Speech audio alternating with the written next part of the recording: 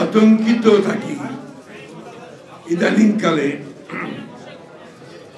প্রেসের সামনে কথা বলতে গিয়ে। কারণ হচ্ছে কোন প্রেস আবার কথাগুলোকে কিভাবে নেবে, তারপর সেটা কিভাবে তারা ছাপবে, অথবা সোশ্যাল মিডিয়ায় সেটাকে কিভাবে প্রেজেন্ট করবে, এটা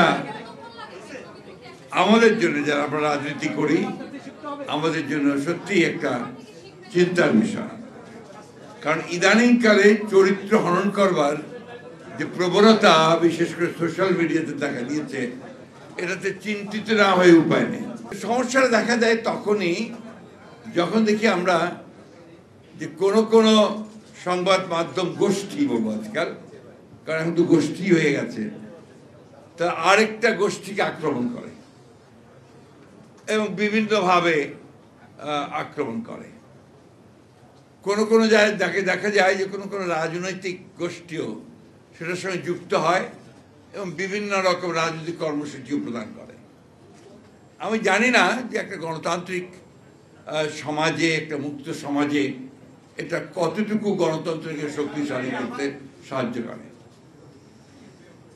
আমরা তো পুরনো মানুষ, আমরা গণতন্ত্র বলতে বুঝি যে সকল মানুষের কথা বলার স্বাধীনতা, তার ভোট দেওয়ার স্বাধীনতা, সে নিজে একটা চিন্তায় বিশ্বাস করে সেটার স্বাধীনতা, একই সঙ্গে অন্যের যে চিন্তা করার স্বাধীনতা সেটাকেও সে সমানভাবে মর্যাদা দেয় এবং সহনশীল থাকে। আমরা বুঝি যে সংবাদপত্রের স্বাধীনতা, সংবাদপত্র যা বলতে চাইবে, মাধ্যম যা বলতে চাইবে সেটাকে গ্রহণ করা বা পছন্দ না হলে সেটা সম্পর্কে কথা বলা সব ঠিক আছে, কিন্তু সেই সংবাদ প্রতিষ্ঠানকে গুড়িয়ে দেওয়া, তার প্রতি আপনার মব জাস্টিস প্রয়োগ করার চেষ্টা করা, এইগুলোকে অবশ্য আমরা আমাদের সেই পুরনো মানুষেরা আমরা গণতন্ত্রের মানদণ্ড হিসেবে দেখতে পারি না। এখন আমাদের কাছে 1971 সালের স্বাধীনতা যুদ্ধ একটা বিশাল ব্যাপার, ওটাকে কেন্দ্র করে আবর্তিত হয় আমাদের চিন্তা। এই জন্যে যে আমরা সেটার জন্য লড়াই করেছি, যুদ্ধ করেছি, প্রাণ দিয়েছি, দীর্ঘ 9টা মাস আপনার অবিশ্বাস্য রকমের কষ্টর মধ্যে দিয়ে পার করেছি। তাই সেই জায়গাটাতেই আমরা কিন্তু কোনো আপোষ করতে চাই না। এটাকে অনেকে পছন্দ করতে পারেন, নাও করতে পারেন, তাতে কিন্তু ব্যক্তিগত এবং আমরা এটাকে কিছু মনে করি না, কারণ দ্যাট ইজ মাই বেসিস, ওটাই আমার মূল ভিত্তি। এরপরে আমরা বহু আন্দোলন করেছি, সংগ্রাম করেছি, লড়াই করেছি।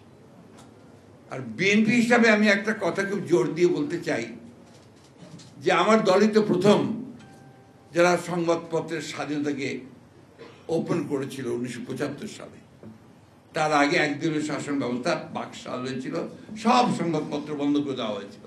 এই কথাটা কিন্তু কেউ আলোচনা করেননি। আজকে 4টি সংবাদপত্র ছাড়া সমস্ত রাজনৈতিক দলকে আপনার যেমন নিষিদ্ধ করা হয়েছিল, সংবাদপত্রগুলোকে নিষিদ্ধ করে দেওয়া হয়েছিল। বিএনপি এবং প্রেসিডেন্ট জিয়াউর রহমান সাহেব যখন দায়িত্বে আসলেন, তিনি কিন্তু সংবাদ মাধ্যমগুলোকে চালু করেছেন, স্বাধীনতা দিয়েছেন।